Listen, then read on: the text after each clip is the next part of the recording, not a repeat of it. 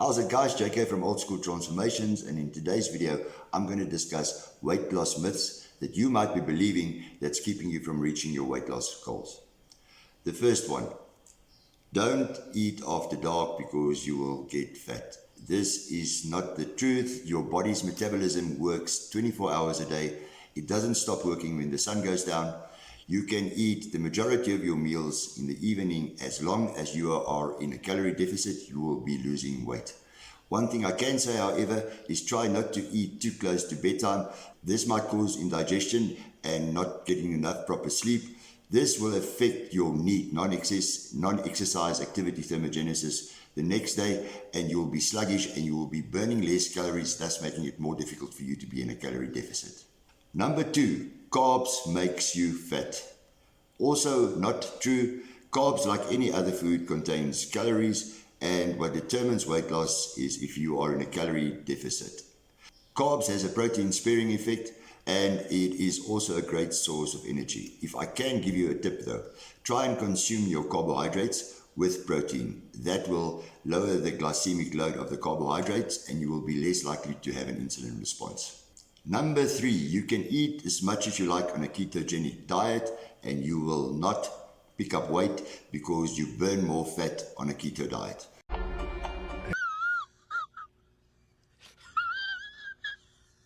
This is one of the cases where a half-truth is often more dangerous than a full lie. Let me explain why. If you are on a ketogenic diet, it is true that you will burn more fat, but what you don't know is that you will also store more fat, and it all balances out at the end of the day. You can most definitely not eat as much as you like on a ketogenic diet. You will pick up weight if you are in a calorie surplus. Any diet that has ever worked for any person on planet Earth was for one reason and one reason only, and that is if it puts you in a calorie deficit. Number 4, healthy foods cannot make you fat. This is a fallacy. All foods contain calories, whether they are healthy or not, and if you are in a calorie surplus, you will most definitely gain weight, even if you eat healthy foods. Number 5, fasted cardio burns more fat than conventional cardio. This is also a myth that has been busted. Numerous studies have been made. You will not burn more calories and burn more fat if you train on an empty stomach. You can if you want to, it's up to you, but don't do it because you think that you're going to burn more fat. It's just not the truth. Number 6, fat burners are required to burn fat. This is not true, as all that is required to burn fat and lose body weight is a calorie deficit. It will help to a very small degree, but if you look at the cost versus the amount of actual fat burning you do get from fat burners, it is definitely not worth your while. My suggestion would be to rather have 2 or 3 cups of coffee or green tea every day, because those are most definitely the only ingredients in most over-the-counter fat burners that actually has an effect on your body's metabolic rate. Number 7, muscle can turn into fat, and it's amazing that there's still people out there that believes this myth. Muscle cannot turn into fat, just like silver cannot turn into gold. And why is this important? I hear this a lot from clients, that they don't want to do resistance training because if they one day stop, the muscle will turn into fat.